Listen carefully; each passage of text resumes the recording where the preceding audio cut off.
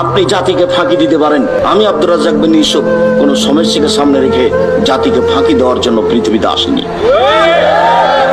আর আমি এই কথা বলি না যে তোমার বয়স 24 বছর 26 বছর, তুমি একজন যুবক, আমি গাড়িতে বসার সাথে সাথে তুমি এসব বাঁশ দিয়ে আমাকে আঘাত করলে তুমি মনে করো না যে তুমি করছো। আমি মনে করি যে তোমার মুরব্বী হুজুর হুজুরি করেছে, জবাব হুজুরকে দিতে হবে।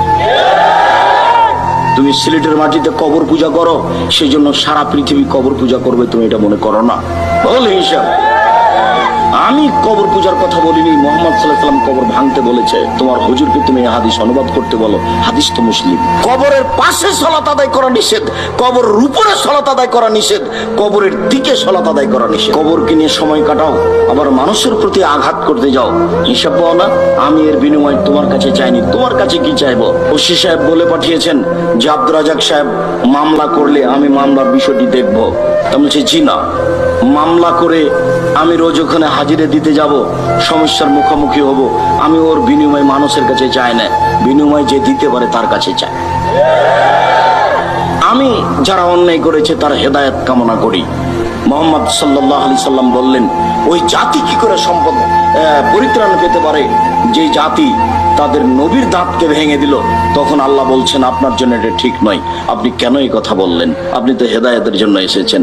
তখন রাসূল সাল্লাল্লাহু আলাইহি ওয়াসাল্লাম এই কথা বাদ দিয়ে বলছেন, আল্লাহ তুমি তাদের হেদায়েত করো। ওই সময়ে জিবরাইল পাহাড়ের ফেরেশতা এসে বলছেন, আপনি চিন্তা করছেন কেন?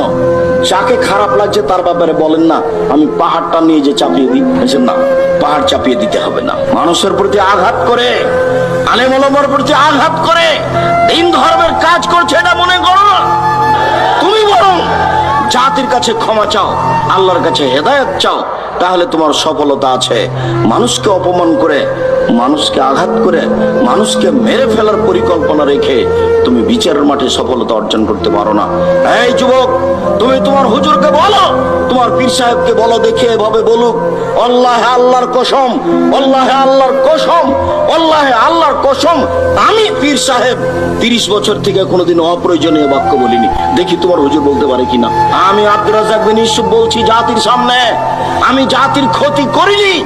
আল্লাহে আল্লাহর কসম, আল্লাহে আল্লাহর কসম, আল্লাহে আল্লাহর কসম, আমি আব্দুর রাজ্জাক বিন ইউসুফ 30 বছর থেকে কোনোদিন অপ্রয়োজনীয় বাক্য বলিনি। আপনাকে তিতাও লাগতে পারে, আপনাকে মিঠাও লাগতে পারে।